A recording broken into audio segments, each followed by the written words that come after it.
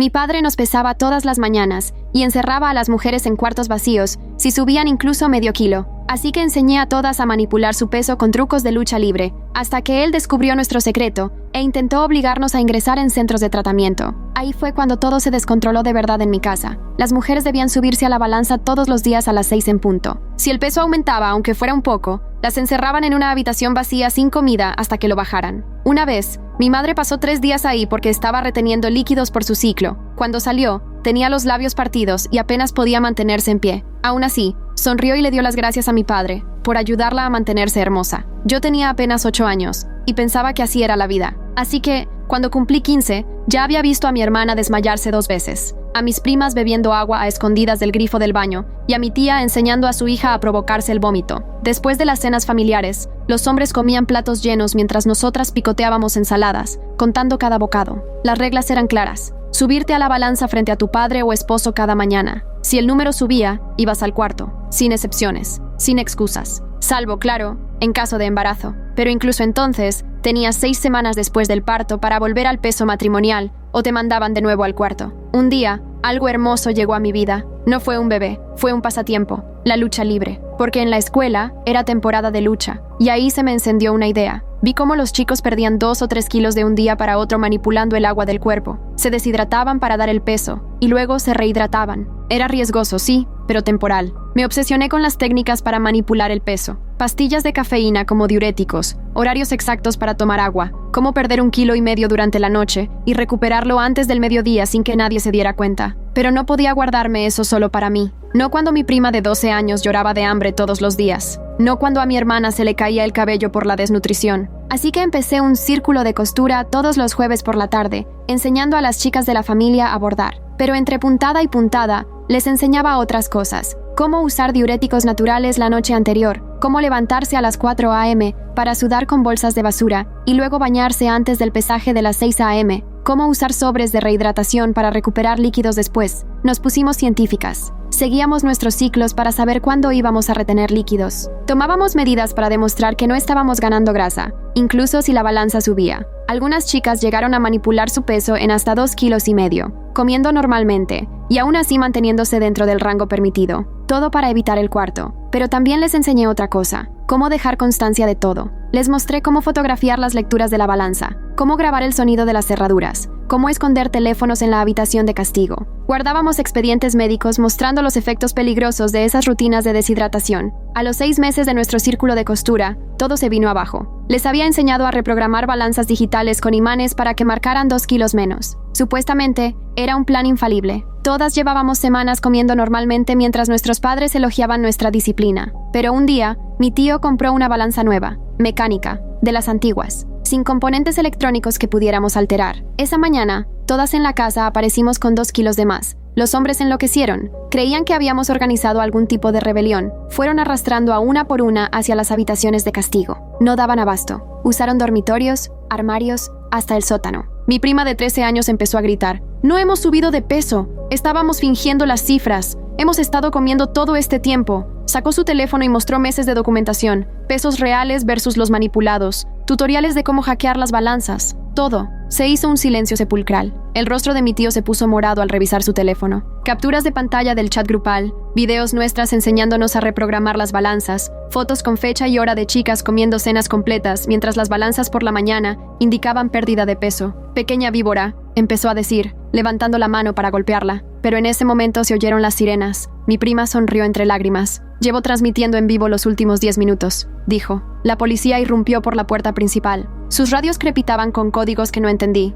Mi tío bajó la mano, retrocediendo mientras los agentes se dispersaban por toda la casa. Una oficial, una mujer de rostro amable, se arrodilló junto a mi prima, que seguía temblando con el teléfono en las manos. «Todos deben ir a habitaciones separadas», anunció el oficial al mando. «Vamos a realizar entrevistas individuales». El rostro de mi padre pasó del asombro al cálculo. Se ajustó la corbata, carraspeó y dijo: «Oficiales, esto es claramente un malentendido. Llevamos un hogar consciente de la salud. Estas chicas están exagerando unas simples pautas alimenticias». Los otros hombres asintieron rápidamente. Mi tío agregó: «Promovemos hábitos alimentarios saludables. Nada más». Pero los agentes no se tragaron esa historia. Ya habían visto la transmisión. Ya habían escuchado los gritos. En menos de 1 hora llegaron los servicios de protección infantil con un equipo de trabajadores sociales. se instalaron en nuestra sala, improvisando espacios de entrevista con biombos portátiles. Desde la cocina vi cómo llevaban a mis primas menores una por una, cada una apretando sus teléfonos llenos de pruebas. Mi hermana entró pálida pero decidida. Cuando salió, 40 minutos después, la trabajadora social tenía el rostro tenso. Los padres se habían refugiado en el comedor, haciendo llamadas desesperadas. Al anochecer, llegó un abogado con traje caro y portafolio de cuero.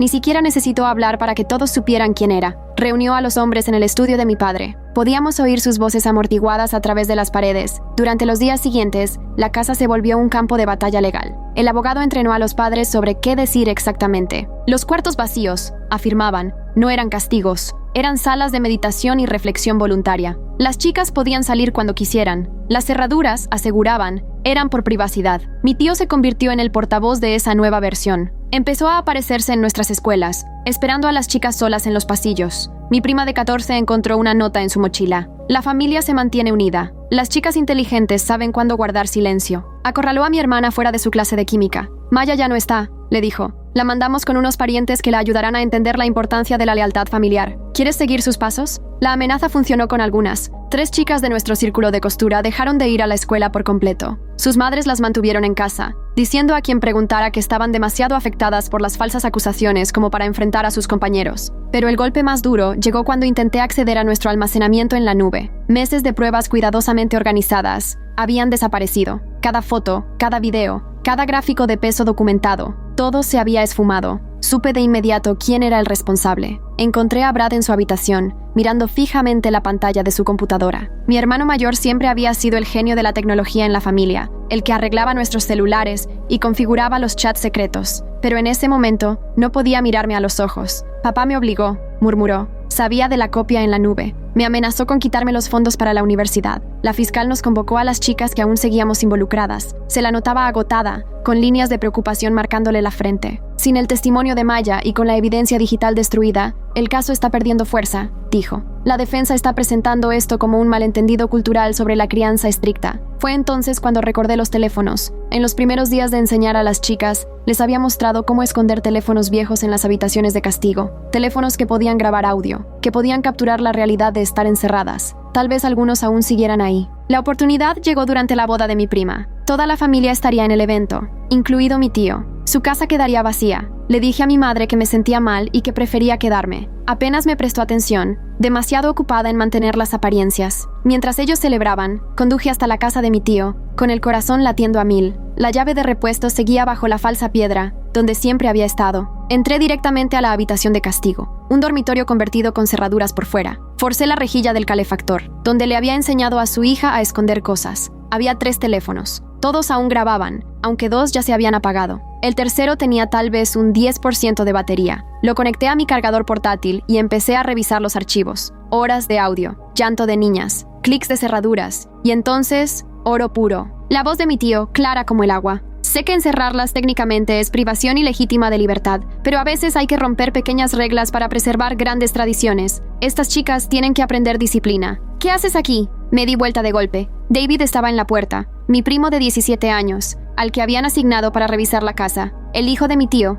el heredero del control. Apreté el teléfono, lista para salir corriendo, pero David cerró la puerta tras de sí y se recargó en ella. Estaba esperando que alguien los encontrara, dijo. Me quedé mirándolo, desconcertada. Sacó su propio celular y me mostró una carpeta llamada Seguro. Soy gay, dijo sin rodeos. Llevo 3 años escondiéndolo. Sé lo que es estar atrapado por las tradiciones familiares. He estado grabando todo. Conversaciones de mi padre, instrucciones de los abogados, estrategias para presionar a las chicas al silencio. Todo. Pasamos la siguiente hora transfiriendo archivos, creando múltiples copias de seguridad. David tenía grabaciones de su padre admitiendo que destruyó evidencia, del abogado explicando cómo manipular el sistema, de los padres discutiendo cómo doblegarnos. ¿Por qué no dijiste nada antes?, pregunté. Por la misma razón que tú enseñaste a manipular balanzas en lugar de llamar a la policía, me respondió. Todos estábamos intentando sobrevivir dentro del sistema, hasta que estuvimos listos para romperlo. El juicio siguió adelante con la nueva evidencia. La defensa intentó volver al argumento de las diferencias culturales, retratando a los padres como tradicionalistas bien intencionados que simplemente tenían ideas distintas sobre la salud y la disciplina. Llevaron expertos que hablaron sobre enfoques culturales en el manejo del peso y la estructura familiar. Pero entonces ocurrió algo inesperado. Mi madre pidió testificar. Se presentó en la corte, delgada, frágil, y por primera vez habló de décadas de abuso, de los embarazos en los que fue encerrada por subir de peso, de las veces que se desmayó por deshidratación y le dijeron que exageraba, de ver a sus hijas sufrir lo mismo y sentirse impotente para evitarlo. Su testimonio abrió la compuerta. Una por una, las tías que habían guardado silencio comenzaron a hablar. Relataron años de hambre, de encierros por cambios corporales normales, de ser enseñadas a creer que su único valor eran los números en una balanza. La decisión del juez fue rápida: abuso sistemático, privación ilegítima de libertad, poner en riesgo a menores. Las condenas iban de 6 meses a 2 años. Mi tío recibió la pena más larga por su conducta intimidatoria. Al día siguiente del veredicto, mi madre solicitó el divorcio. La casa pasó a ser nuestra, y ella convirtió la habitación de castigo en una biblioteca. Las palabras tienen poder, me dijo. Vamos a llenar este cuarto de otras mejores. El círculo de costura se transformó en un grupo de apoyo oficial. Nos reuníamos todos los jueves en el centro comunitario. Enseñábamos habilidades prácticas mientras procesábamos el trauma. Nuevas chicas se unieron, algunas con historias similares, otras simplemente buscando un espacio seguro donde existir sin ser juzgadas por su cuerpo. Me volqué de lleno en los estudios. Mis notas mejoraron ahora que no pasaba cada noche planificando estrategias para manipular peso. Una organización por los derechos de las mujeres se enteró de nuestro caso y me ofreció una beca para estudiar derecho. La acepté sin dudar. Sabía exactamente qué tipo de abogada quería ser. Las cartas desde la prisión empezaron a llegar 6 meses después. La letra de mi padre en sobre tras sobre. Desarrollé un ritual. Las quemaba sin abrirlas en la chimenea que alguna vez calentó la casa que él convirtió en cárcel. El humo se llevaba palabras que no necesitaba leer. 2 años más tarde, estaba haciendo las compras cerca del campus cuando lo vi.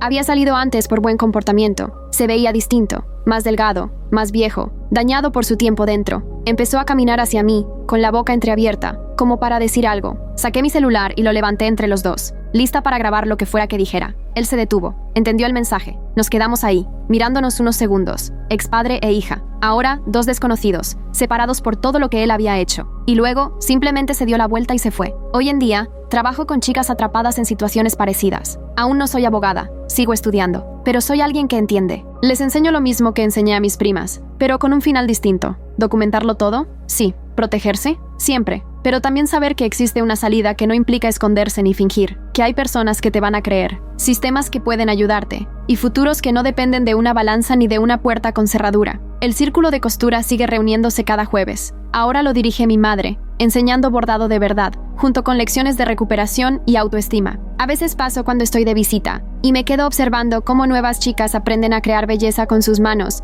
mientras sus cuerpos sanan de años de castigo. Mi hermana subió 9 kilos, y los mantiene. Ahora sonríe. Sonríe de verdad ahora, no con esa expresión forzada que todas perfeccionamos para las pesadas matutinas. Mis primas están en terapia. Algunas siguen luchando, pero todas son libres de comer cuando tienen hambre y descansar cuando están cansadas. ¿Y yo? Estoy aprendiendo que la justicia no se trata solo de castigar. También se trata de prevenir, educar y cambiar los sistemas que permiten que el abuso crezca en silencio. Cada chica que ayudo a salir, cada familia a la que enseño la diferencia entre salud y control, cada futura abogada a la que inspiro a tomar estos casos, son puntadas en un patrón más grande. La balanza de nuestra casa ahora está en el garaje, cubierta de polvo. Pensamos en tirarla, pero decidimos conservarla como recordatorio. No de peso, ni de control, ni de terrores matutinos, sino de supervivencia y resistencia. Y del día en que dijimos basta. Mi celular vibra con un mensaje de David. Él también está en la Facultad de Derecho ahora. Diferente universidad, pero la misma misión. Compartimos notas sobre casos, recursos para sobrevivientes, planes para el bufete que algún día abriremos juntos.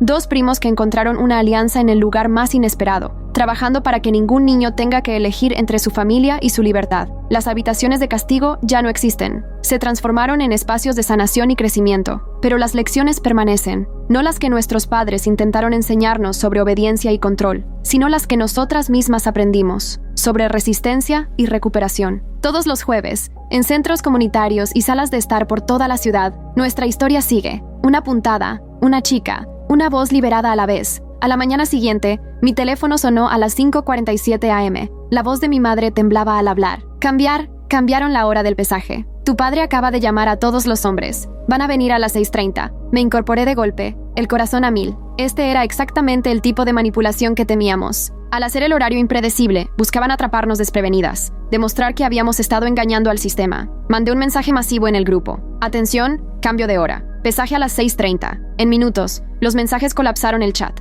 Chicas entrando en pánico, algunas ya a mitad de su rutina matutina de hidratación. Otras habían comido tarde la noche anterior, contando con tener más horas para procesar. Mi prima Margie, de 16 años, escribió: Acabo de tomar un vaso lleno de agua. Bolsas de basura, respondí al instante. Las que necesiten bajar peso, directo a la ducha. Ya, pónganla caliente, a sudar. La casa se convirtió en un caos controlado. Puertas de baño cerrándose de golpe, duchas al máximo. Ayudé a mi hermana a envolver su cuerpo con bolsas plásticas bajo la ropa. Luego subí al máximo la calefacción de su cuarto. Teníamos menos de 40 minutos para deshacer 8 horas de alimentación e hidratación normales. Mi madre se movía como un fantasma por la casa. Su rostro, pálido pero decidido. Había perdido casi 1 kilo en los 3 días desde que llegó la policía, el estrés consumiendo su ya frágil cuerpo. Pero esa mañana nos ayudó sin preguntar. Trajo toallas. Revisó el progreso de cada chica. A las 6:25 nos reunimos en la sala, el cabello aún húmedo por las duchas, las caras enrojecidas por el calor. Pero los pesos, donde tenían que estar. Ellos llegaron justo a las 6:30. Mi padre iba al frente, con una nueva balanza digital bajo el brazo.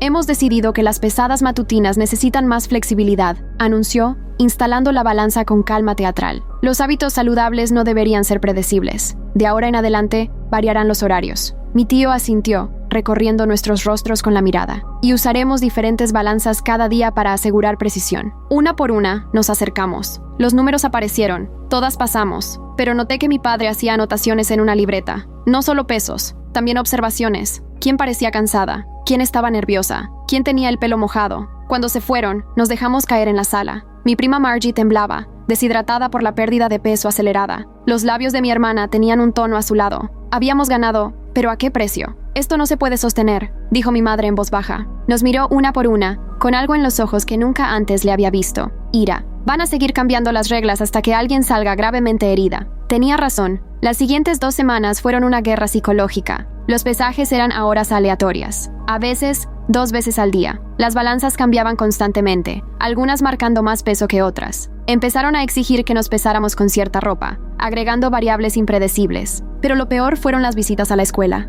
Yo estaba en clase de cálculo cuando me llamaron a la oficina. Mi tío me esperaba con su mejor traje y una expresión de falsa preocupación. La orientadora, la señora Peterson, se notaba incómoda. Tu tío está preocupado por tu comportamiento reciente, dijo con cuidado. Dice que has estado difundiendo mentiras sobre tu familia. Mi tío se inclinó hacia adelante, su voz empapada en falsa compasión. Solo queremos ayudarla, señora Peterson. Esta rebelión contra la alimentación saludable. Creemos que tiene un trastorno, pero del otro tipo. Está animando a otras chicas a comer en exceso. Me quedé inmóvil. Era una trampa. Si me defendía, parecía que negaba la realidad. Si me callaba, parecía una admisión. La orientadora nos miró a ambos, dudando sobre a quién creer. Mi tío continuó. Queremos llevarla a un centro especializado. Es muy discreto, muy eficaz. La amenaza era clara. O te sometes, o te enviamos lejos, como a Maya. Esa misma tarde, encontré a mi hermana llorando en el baño. Me mostró una nota que alguien había deslizado en su casillero. Maya extraña a su familia. No cometas el mismo error. Esa semana,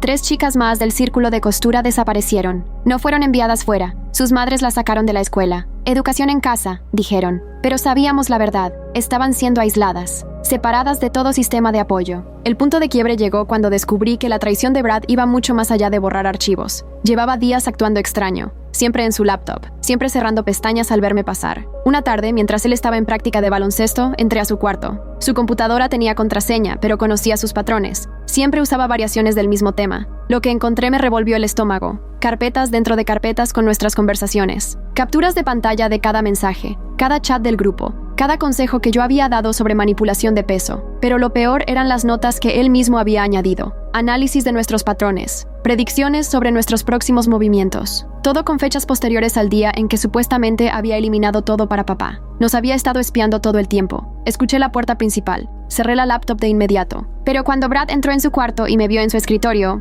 lo supo. ¿Desde cuándo?, pregunté. No pudo mirarme a los ojos. Desde el principio, papá sabía que intentarías reconstruir la evidencia. Quería adelantarse. ¿Y simplemente seguiste con eso?, le solté. No lo entiendes, respondió Brad con la voz quebrada. Él tiene todo mi futuro planeado. Medicina en su antigua universidad, sus contactos para la residencia. Todo lo que he logrado depende de su apoyo. Todo lo que has logrado está construido sobre nuestro sufrimiento. Le lancé de vuelta. Brad se dejó caer en la cama. Lo sé, me odio por eso, pero no puedo perderlo todo. Fue entonces cuando noté algo. Una carpeta en su escritorio rotulada seguro. La misma palabra que había usado David. Seguiste copiando todo, dije lentamente. Estás jugando a los 2 bandos. El rostro de Brad se puso pálido. Sal de mi cuarto. Pero ya había visto suficiente. Mi hermano, el traidor, También estaba cubriéndose las espaldas. En algún lugar de ese portátil había evidencia que había guardado para sí mismo, por si acaso. El jueves siguiente, solo 4 chicas aparecieron en el círculo de costura. El centro comunitario parecía enorme con tan pocas. Nos sentamos en círculo, fingiendo bordar mientras hablábamos de nuestras opciones cada vez más escasas.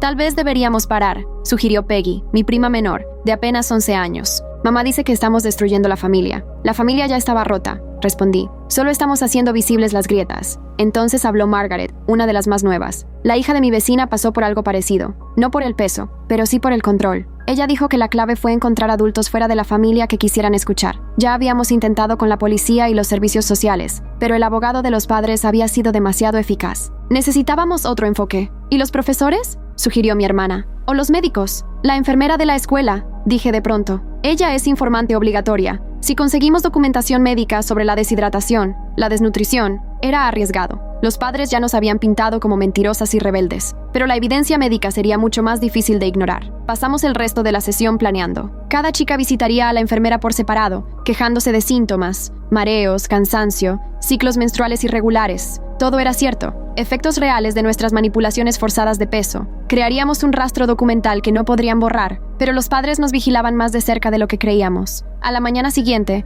desperté con mi madre sentada en mi cama, el rostro tenso de preocupación. «Tu padre sabe sobre las visitas a la enfermera», dijo. «Alguien se lo contó. Va a sacarlas a ti y a tu hermana del colegio. Ya llamó para retirarlas oficialmente». Mi mente se aceleró. Sin la escuela, perderíamos acceso a la enfermera, a los orientadores, a cualquier adulto externo que pudiera ayudar. Nos aislarían como a las otras chicas. «Mamá», dije con urgencia, «tienes que detenerlo». Sacudió la cabeza. «No puedo. Sabes que no puedo». «Sí puedes», insistí. «Eres nuestra madre. Tienes derechos. Derechos que cedí hace mucho», susurró. Pero algo en su mirada había cambiado. La ira que vi semanas atrás había evolucionado en otra cosa. Determinación quizá, o desesperación. Esa misma tarde, mientras mi padre estaba en el trabajo, mi madre hizo algo sin precedentes. Nos llevó al colegio ella misma. «Si pregunta te escapaste», dijo, con las manos temblando sobre el volante. «No pude detenerte. Era una pequeña rebelión, pero era suya. En la escuela, fui directo a la enfermería». La señora Chen levantó la vista de su escritorio. Su rostro se frunció al verme. «Necesito ayuda»,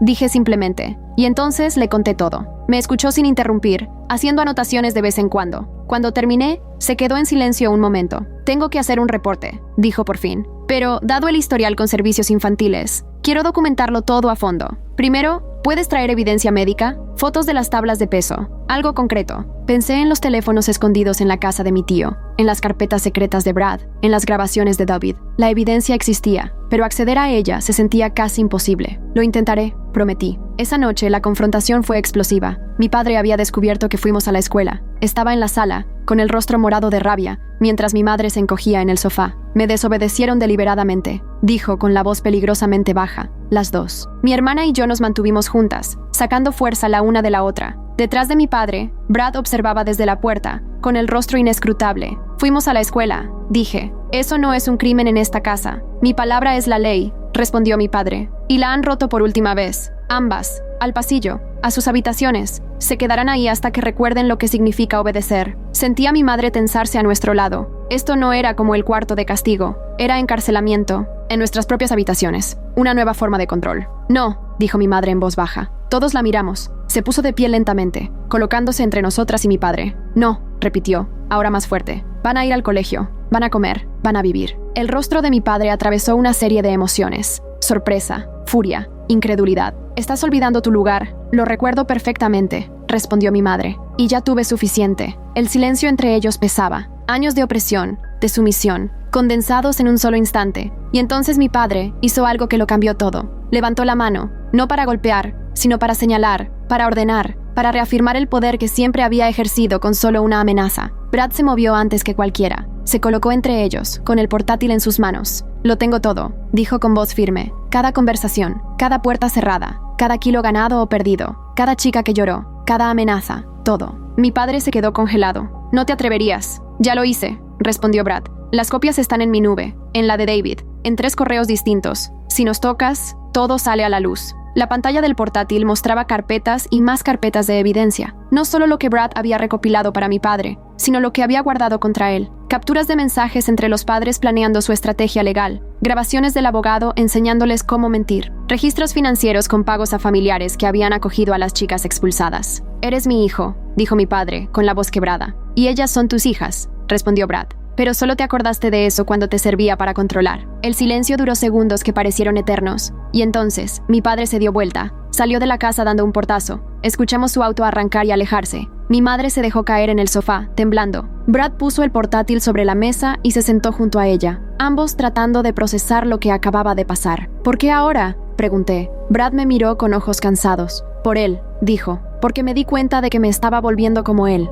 y eso me dio más miedo que perder la escuela de medicina». En los días siguientes, la casa existió en un extraño limbo. Mi padre no volvió, aunque su ropa seguía en el armario. Los pesajes matutinos desaparecieron. Comíamos sin contar calorías, dormíamos sin miedo a medidas sorpresa, pero las otras familias seguían con sus rutinas. Escuchábamos noticias de primas que aún estaban atrapadas en el ciclo. Mi tío había endurecido las restricciones, imponiendo nuevas reglas para evitar otro levantamiento. El centro comunitario prohibió nuestro círculo de costura, alegando conflictos familiares en los que no querían involucrarse. David me enviaba actualizaciones desde la casa de su padre. La paranoia iba en aumento. Los hombres se reunían cada noche para trazar estrategias legales y discutir cómo controlar el daño. Incluso habían contratado a un consultor de relaciones públicas para reconstruir la narrativa. «Van a alegar persecución religiosa», me advirtió David. «Dirán que sus valores tradicionales están siendo atacados». Era un enfoque inteligente, disfrazar el abuso de cultura, presentarse como víctimas de una sociedad moderna que asalta los valores familiares. Nosotras, las agresoras, las que destruyen tradiciones sagradas. La enfermera de la escuela me llamó nuevamente a su oficina. Había presentado el informe, pero me advirtió que la investigación sería complicada debido al caso anterior. «Probablemente lo vean como un conflicto familiar», explicó,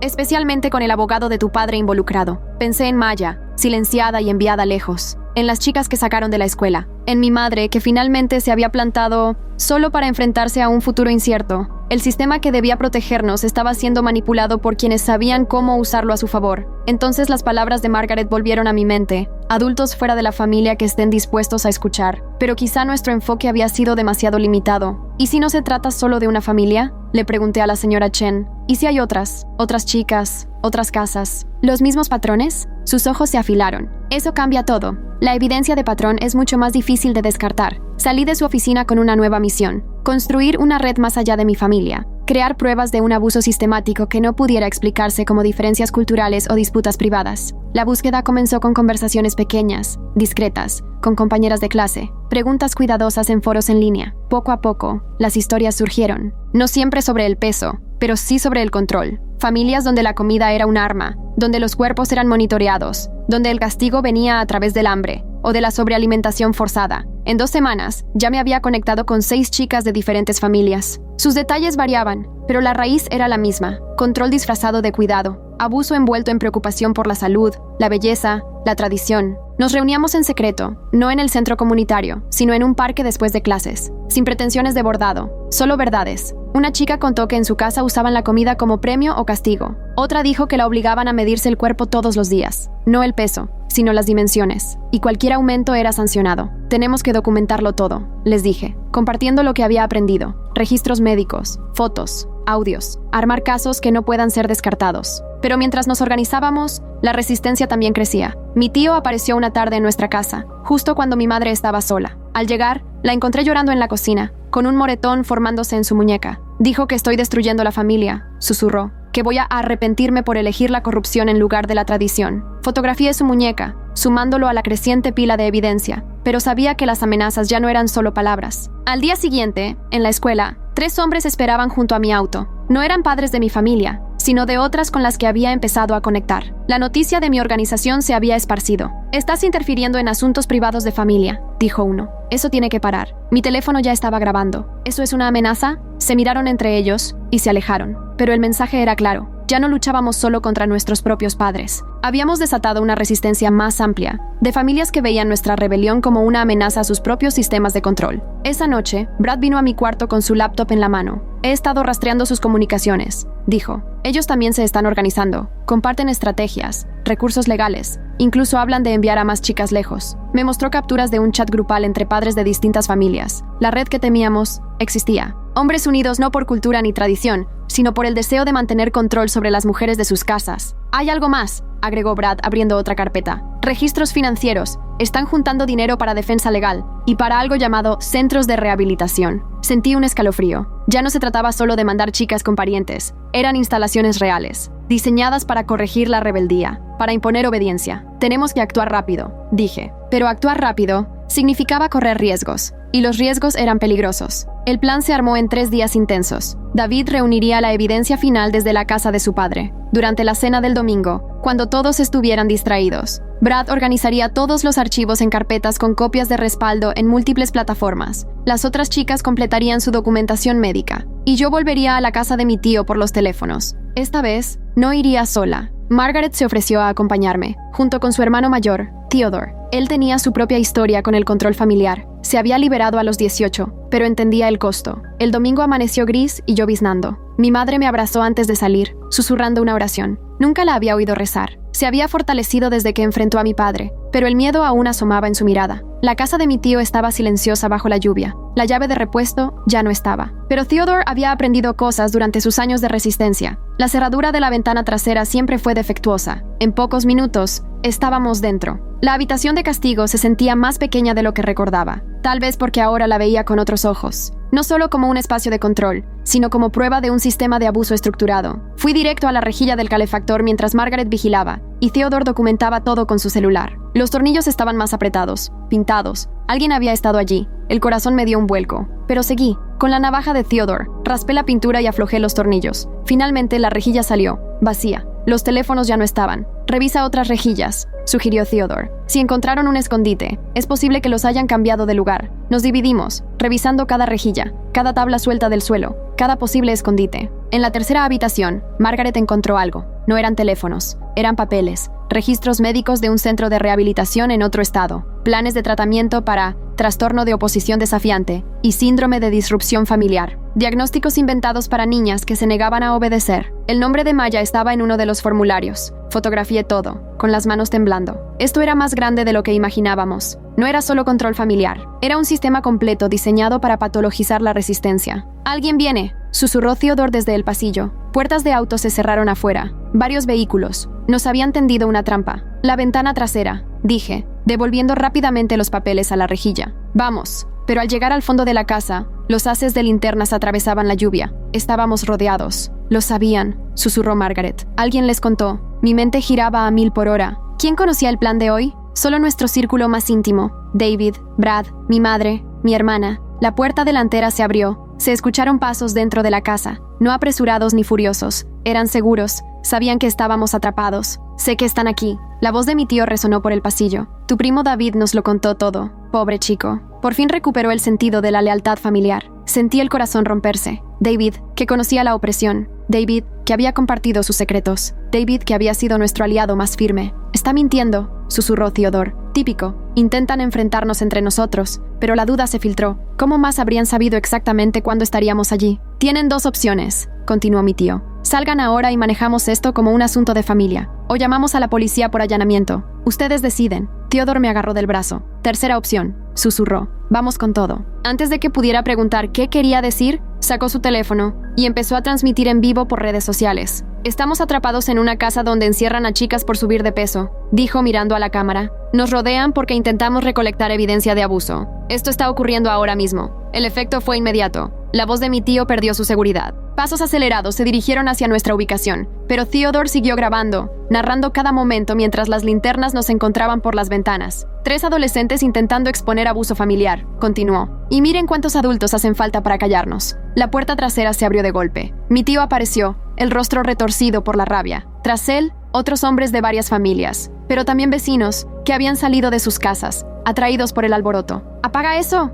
exigió mi tío. «No», respondió Theodore, manteniendo firme la cámara. «Que todos vean lo que realmente significa proteger el honor familiar». Durante un instante, nadie se movió, y entonces se oyeron sirenas a lo lejos. Varios vehículos. Alguien había llamado al 911 tras ver la transmisión. El rostro de mi tío cambió. Cálculos rápidos. Vecinos grabando. Sirenas acercándose. Su narrativa cuidadosamente construida, derrumbándose en tiempo real. «Esto no ha terminado», dijo por fin, haciéndose a un lado. Pasamos junto a él. Theodore seguía grabando. Margaret me apretaba la mano. Cruzamos frente a los hombres reunidos. Algunos mostraban ira, otros preocupación, y unos pocos, duda. Vecinos filmaban con sus propios teléfonos. La policía llegó justo cuando alcanzábamos la calle, no para arrestarnos, sino por los reportes de espectadores preocupados por el bienestar de menores. Habíamos cambiado las reglas, pero sabíamos que esto era solo una batalla de una guerra más larga. Mientras dábamos nuestras declaraciones, vi llegar a David junto a su madre. Su rostro estaba desencajado. Lloraba. Negó con la cabeza, mirándome a los ojos, murmurando en silencio. No fui yo. Quise creerle, pero la confianza, una vez rota en familias como la nuestra, es difícil de reconstruir. La investigación que siguió fue diferente a la primera. La transmisión en vivo de Theodore se volvió viral, atrayendo una atención que ni el mejor abogado podría desestimar. Otras chicas de otras familias empezaron a hablar, valientes, al ver que no estaban solas. Mi madre solicitó el divorcio la semana siguiente, no en silencio, sino de manera pública, citando años de abuso y control. Otras madres siguieron su ejemplo. Se inició una cascada de cambios familiares, pero los padres también se reagruparon. Las instalaciones de rehabilitación seguían activas. Chicas aún eran enviadas lejos. El sistema de control había sido expuesto, pero no destruido. Brad entregó toda su evidencia a los investigadores y fiscales. Sus sueños de medicina, terminados. Nuestro padre le retiró todo apoyo, pero él parecía más liviano, libre del peso de la complicidad. Me voy a cambiar a trabajo social, me dijo. Tal vez así pueda ayudar a chicos atrapados como lo estuvimos nosotros. El círculo de costura volvió a reunirse, pero distinto, sin esconderse. Nos encontrábamos en la biblioteca, enseñando habilidades prácticas mientras tejíamos una red de apoyo para quienes escapaban del control familiar. Algunos días eran más duros que otros. Mi padre impugnó el divorcio, usando todas las herramientas legales a su alcance. Mi tío esparció rumores sobre nosotras por toda la comunidad. Parte de la familia extendida nos dio la espalda. Eligieron la tradición por encima de la verdad. Pero seguimos. Cada chica que se unía al círculo era una voz más. Cada madre que elegía a sus hijas en lugar de someterse, otra grieta en los cimientos del poder. Maya nunca volvió. Supimos que había sido enviada con parientes que respaldaban el sistema familiar, pero logró enviar un mensaje, a través de una amiga de una amiga. Sigo luchando, sigo sobreviviendo, no se detengan, y no nos detuvimos. La investigación creció. Más familias fueron expuestas. Las instalaciones enfrentaron auditorías y denuncias. Lento, doloroso, pero los sistemas de control estaban siendo desafiados. Pero el mayor cambio fue en nosotras. Aprendimos que nuestros cuerpos nos pertenecen, que nuestras decisiones también, y que nuestras voces, antes silenciadas por balanzas y puertas cerradas, ahora hablaban con fuerza. La guerra no había terminado. Quizá nunca termine del todo, pero cada jueves, en bibliotecas y centros comunitarios, en salas de estar y foros en línea, nos reuníamos, enseñando, apoyando, sobreviviendo, construyendo un mundo donde ninguna niña tenga que elegir entre su familia y su libertad. Y a veces, de noche, recibía mensajes de números desconocidos. Vi tu historia, necesito ayuda. Y siempre respondía, porque eso es lo que hacemos. Extendemos la mano y ayudamos a otras a avanzar, una voz a la vez, hasta que el coro ahogue al silencio. La policía tomó nuestras declaraciones mientras los vecinos seguían grabando desde sus veredas. El rostro de mi tío seguía descompuesto por la rabia, mientras los oficiales lo interrogaban sobre las habitaciones cerradas. La transmisión de Theodore había llegado a miles de personas, y más patrullas llegaban con cada llamada preocupada. David se me acercó mientras los oficiales se ocupaban. Le temblaban las manos mientras me mostraba la pantalla de su celular. Mensajes de su padre. Amenazas de revelar su orientación si no delataba nuestro plan. El horario mostraba que habían sido enviados 1 hora antes de que llegáramos. Los borré del grupo, dijo con la voz rota. Les dije que habías cambiado de opinión, pero igual tenían a alguien vigilando la casa. Quise enojarme, pero entendí. Todos habíamos tomado decisiones imposibles, intentando sobrevivir. David nos protegió como pudo, no traicionando, sino desviando. Los oficiales nos separaron para entrevistas individuales. La agente que me interrogó era mujer. Tomó notas detalladas sobre las habitaciones de castigo, los pesajes forzados, el hambre sistemática. Preguntó con precisión, fechas, nombres, testigos. Esto no era como la primera vez. Estaban construyendo un caso real. El hermano de Margaret, Theodore, tuvo que entregar su teléfono como prueba, pero no antes de que la transmisión en vivo fuera guardada y compartida en múltiples plataformas. En cuestión de horas, chicas de otras ciudades comenzaron a contar historias similares. El hashtag balanzas y cerraduras empezó a ser tendencia. Mi madre llegó a la escena tras recibir llamadas desesperadas de parientes. Pasó frente a mi tío sin siquiera mirarlo y me envolvió en un abrazo fuerte, casi feroz. Brad estacionó su auto y corrió hacia nosotras, con su mochila colgada del hombro. He estado monitoreando su chat de grupo, me dijo en voz baja. Planean presentar cargos contra ti por allanamiento, pero tengo capturas de pantalla donde hablan claramente de los cuartos de castigo, desde hace meses. Son admisiones directas. La policía nos liberó después de 2 horas de interrogatorio, pero no sin antes entregarle a mi tío una orden de registro. Observamos desde el otro lado de la calle mientras los oficiales documentaban las cerraduras en el exterior de las puertas de los dormitorios, fotografiaban la habitación de castigo y recogían los papeles de la rejilla de ventilación. Esa noche, nuestra casa se sentía distinta. Mi padre aún no había regresado, pero su sombra seguía presente en cada rincón. Mi madre se movía por la casa como quien recupera un territorio. Abría ventanas, reacomodaba muebles y finalmente tiró la balanza que durante años había controlado nuestras vidas. La mañana siguiente trajo una cascada de consecuencias. 3 familias más denunciaron abusos similares después de ver la transmisión de Theodore. La instalación de rehabilitación mencionada en los documentos fue sometida a una inspección de emergencia. El abogado de mi padre envió una carta de advertencia legal exigiendo que elimináramos las publicaciones en redes sociales por difamación, pero ya habíamos tomado impulso. La señora Chen, la enfermera escolar, se coordinó con colegas de otras escuelas que también habían notado patrones similares. Juntas, recopilaron historiales médicos que mostraban signos consistentes de desnutrición y deshidratación entre chicas de ciertas familias. La evidencia de patrón que tanto habíamos buscado, por fin se materializaba. Brad pasó días organizando toda la evidencia digital en una línea de tiempo detallada. Creó copias cifradas y las distribuyó a aliados de confianza: David, Theodore, Margaret y 2 periodistas que habían contactado tras la viralización del video. Si alguien intentaba destruir la evidencia otra vez, las copias sobrevivirían. La respuesta de los padres fue rápida y coordinada. Contrataron una agencia de relaciones públicas que comenzó a difundir relatos sobre padres preocupados, vilipendiados por promover estilos de vida saludables. Consiguieron médicos dispuestos a hablar sobre la epidemia de obesidad y la importancia de la orientación parental en temas de nutrición. Mi tío apareció en un programa matutino local, presentándose como un padre amoroso cuya hija había sido influenciada por tendencias peligrosas en redes sociales. Habló con elocuencia sobre la tradición, los valores familiares y los riesgos de que el gobierno se entrometiera en la crianza, pero por cada aparición mediática, las sobrevivientes respondíamos con nuestras propias historias. Una mujer de 30 y tantos años compartió fotos de su adolescencia: mejillas hundidas, cabello debilitado, señales claras de hambre prolongada.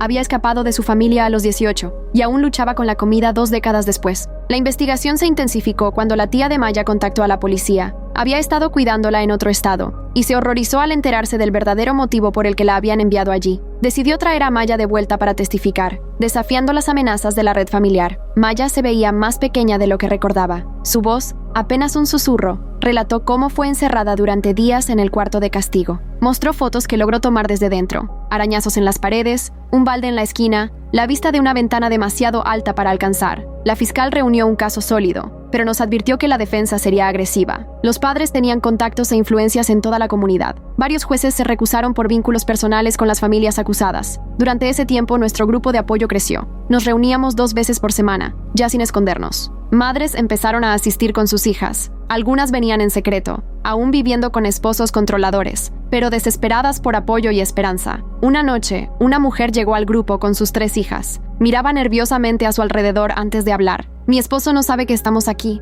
pero vi la transmisión. Necesitamos ayuda. La mayor, tal vez de 14 años, levantó la manga y mostró moretones donde la habían agarrado para arrastrarla al cuarto de castigo. La menor, de apenas 10, no había pronunciado una palabra desde su último encierro. Les conectamos con recursos: abogados que trabajaban pro bono, refugios seguros para mujeres, terapeutas especializados en trauma por control sistémico. Nuestra red se había expandido mucho más allá de lo que imaginé el día que enseñé a mis primas a manipular el peso. La fecha del juicio se acercaba entre intentos constantes de intimidación. Animales muertos aparecieron en nuestro porche. Nos pincharon las llantas del auto 2 veces. Brad instaló cámaras de seguridad después de que alguien pintara mentirosas en aerosol sobre la puerta del garaje. Pero también empezamos a recibir apoyo desde lugares inesperados. Un grupo de hombres sobrevivientes nos contactó. Contaron sus historias. Padres que les exigían cuerpos perfectos, que usaban el amor como castigo condicional. Entendían el peso de las expectativas familiares. Entendían cómo el cariño podía transformarse en arma. Theodore inició un grupo paralelo de apoyo para jóvenes varones escapando de familias controladoras. Se asoció con David,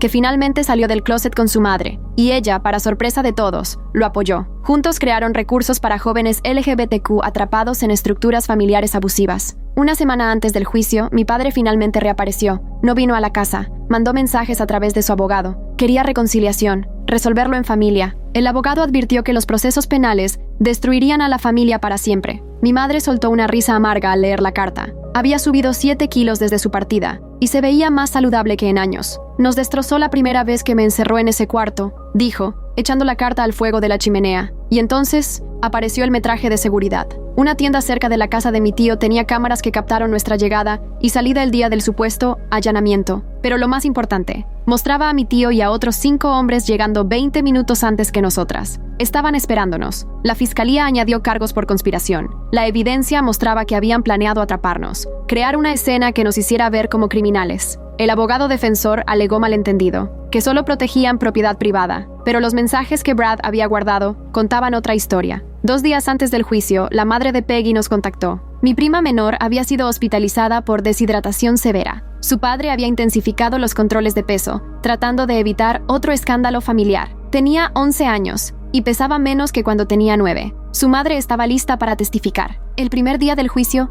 la sala estaba llena. Los simpatizantes nos apoyaban de un lado. Los aliados de los padres ocupaban el otro. La prensa se alineaba contra la pared del fondo, cámaras listas para capturar cada instante. El juez había permitido una grabación limitada, dado el interés público. Mi madre testificó primero. Su voz era firme mientras describía décadas de abuso disfrazado de cuidado. Mostró historiales médicos que documentaban hospitalizaciones por agotamiento, que en realidad eran hambre. Fotos que evidenciaban el deterioro físico durante los periodos de castigo. Maya testificó después, más fuerte ahora, con el apoyo de su tía. Detalló cómo fue trasladada entre estados, las amenazas que usaron para silenciarla, las condiciones en el cuarto de castigo. Su testimonio fue devastador en su sencillez. Una niña describiendo tortura, como si fuera parte de lo cotidiano. Cuando la defensa la interrogó, intentaron pintarnos como adolescentes rebeldes influenciadas por ideologías radicales de positividad corporal. Insinuaron que habíamos exagerado una disciplina parental normal, convirtiéndola en algo retorcido. Presentaron sus propios expertos, que testificaron sobre la autoridad razonable de los padres. Pero entonces, se reprodujeron las grabaciones ocultas. La voz de mi tío llenó la sala. Admitía que sabía que el encierro era ilegal, pero necesario para mantener el orden. Se oía a otros padres discutiendo cómo evadir las leyes de protección infantil, mientras mantenían el control. Las imágenes de seguridad del supermercado destruyeron su argumento de que solo protegían su propiedad.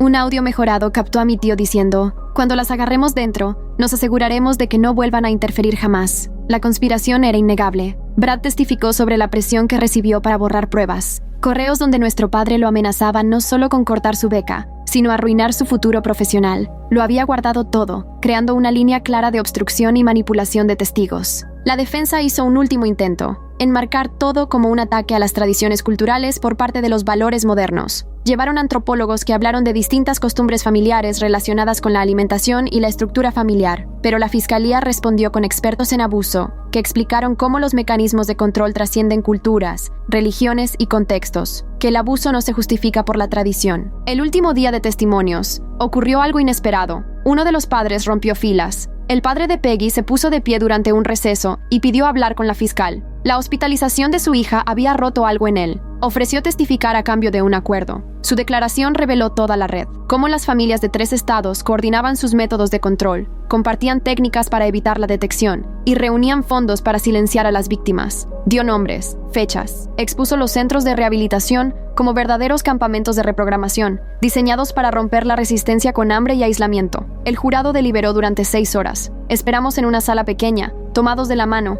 casi sin hablar. Cuando nos llamaron de vuelta, el vocero del jurado se levantó con el veredicto en mano: culpables en todos los cargos. Conspiración para privación ilegítima de libertad, poner en peligro a menores, manipulación de testigos, obstrucción a la justicia. Las sentencias se dictarían más adelante, pero las condenas ya estaban aseguradas. La sala explotó. Algunas familias lloraban de alivio, otras gritaban sobre injusticia y persecución. Los padres fueron detenidos inmediatamente. Se les revocó la libertad bajo fianza por riesgo de fuga. El rostro de mi tío al ser esposado es algo que jamás olvidaré. Una mezcla de incredulidad y rabia. No podía aceptar que su control había terminado. Fuera del tribunal, los periodistas nos rodearon. Theodore habló con elocuencia sobre la importancia de creerles a las víctimas. Mi madre solo dijo que por fin estaba lista para sanar. La tía de Maya anunció la creación de una fundación para ayudar a niñas atrapadas en situaciones similares. 2 meses después llegaron las sentencias. La jueza había revisado todo: los testimonios, las pruebas, el impacto en decenas de vidas jóvenes. Habló sobre la crueldad particular de usar necesidades básicas como la comida como herramientas de control. Mi tío recibió 8 años, mi padre 6. Los demás, entre 3 y 7, dependiendo de su grado de participación. Los centros de rehabilitación fueron cerrados. Sus responsables enfrentaban cargos separados. No era todo lo que habíamos soñado, pero era justicia, era responsabilidad, era el principio de algo nuevo.